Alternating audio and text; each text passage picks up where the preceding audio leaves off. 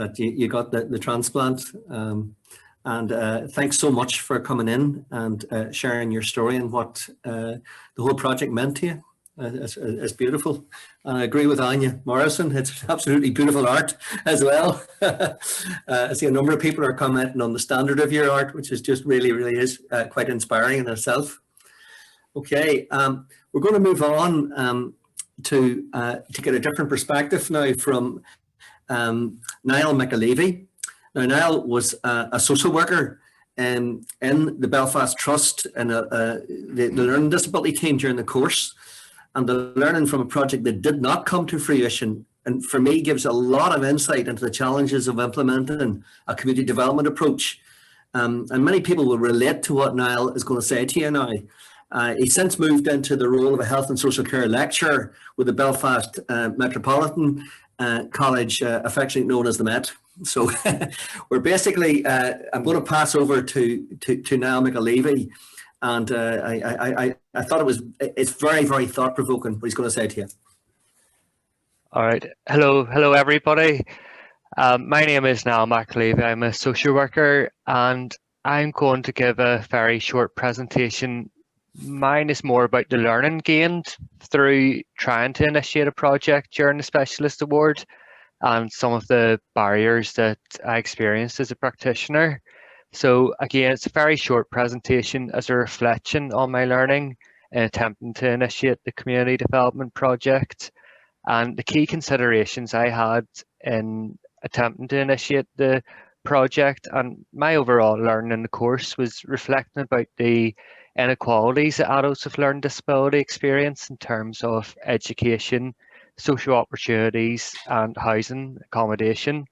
And as a social worker in the community at that time, sort of being aware of the barriers that existed in relation to people securing accommodation and social opportunities, and that these are often overlooked within our society. So thinking about issues such as labelling and othering, and also the significant health and social inequalities that exist in our communities. So next slide, please. So these are a brief summary of the key theories used during the project. So I categorise these as community development specific, sociological, anti-oppressive, interpersonal, organisational and critically reflective, but basically they're all interrelated, they all interchange amongst each other. So there's a number of community development theories that informed the planning of the projects.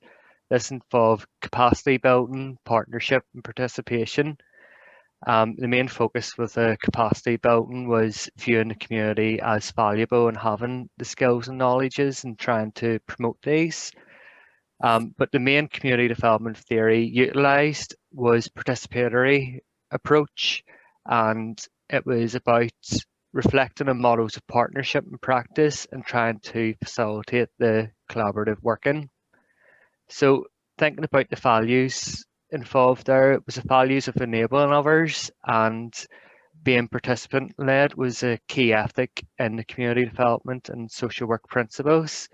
And the reason of focusing on participation was thinking about the social inclusion as a primary focus. So as a community-based social worker, I was interested how these approaches could be effective in lessening some of the barriers that people with a learning disability experience, as I mentioned before, in housing and social opportunities.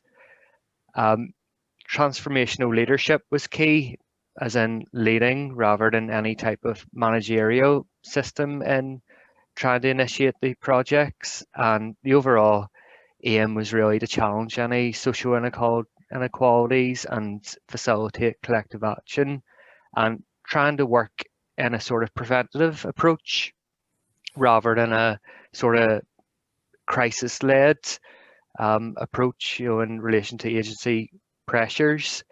And the critically reflective, as you'll see in the next slide, was essential to my learning.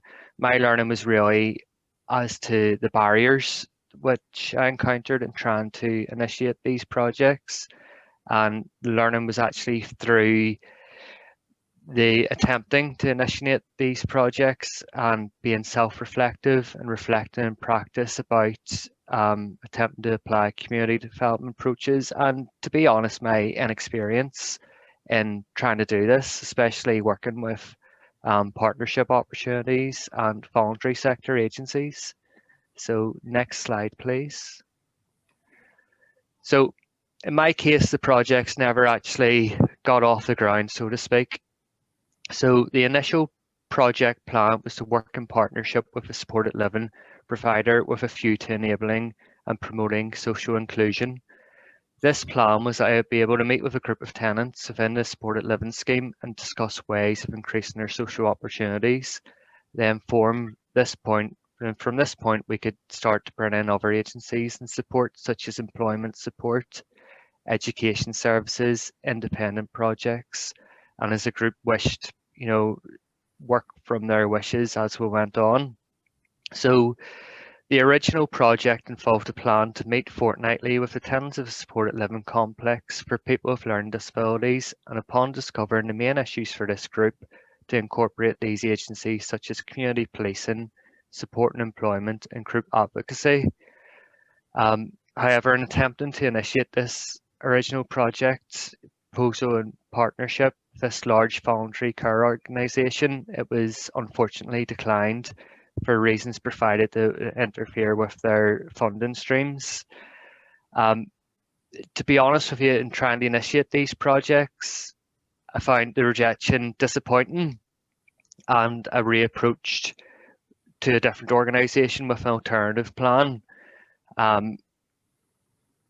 However, because the first project was declined, I was running out of time on the actual course, and then time within the working week, within just trying to manage your workloads, etc., and do this. So there is some research into this, and it said basically that the realities of governance and funding complications became clear when attempting unsuccessfully to commence an initial project with a supported living provider. And there's a lot of research saying there is funding complications whenever people are approaching different organisations and trying to understand this minefield of funding, especially as a statutory social worker. I found that very difficult to navigate. So due to these complications with the first project, I consequently approached a separate community organisation with a new secondary project, planning to focus on day opportunities, and this was towards the end of my time in the course. This plan was to meet with service users on an existing day opportunity programme that used the local council hub and explore the group's views on this type of community day opportunity and their experiences. So was more of a planned exploratory project, and it was going to be a small scale planned project exploring a community development approach with a group of participants who access day opportunities.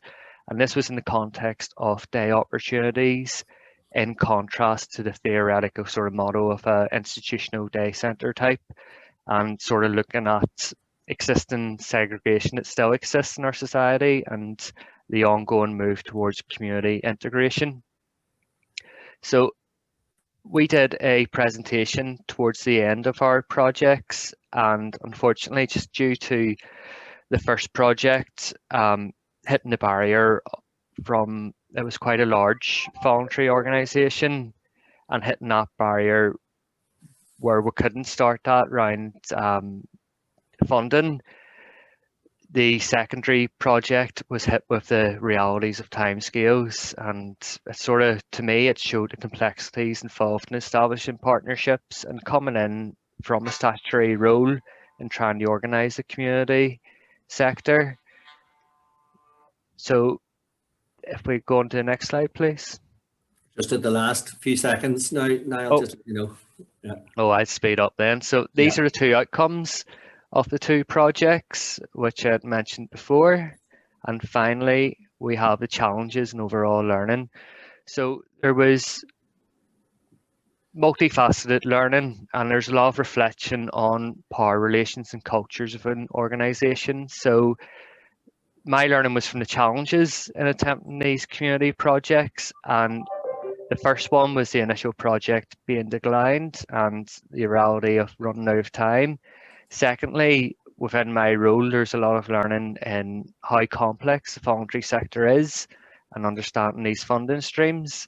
And then thirdly, I suppose the direction from my project and presentation, that there is a potential of further study to be recommended in Northern Ireland into how social work practitioners can be provided with the time to initiate these community development projects and approaches, as in reality there does exist a need to prioritise statutory functions in professional practice. And sorry, Alison, that's the next slide after that. Yep.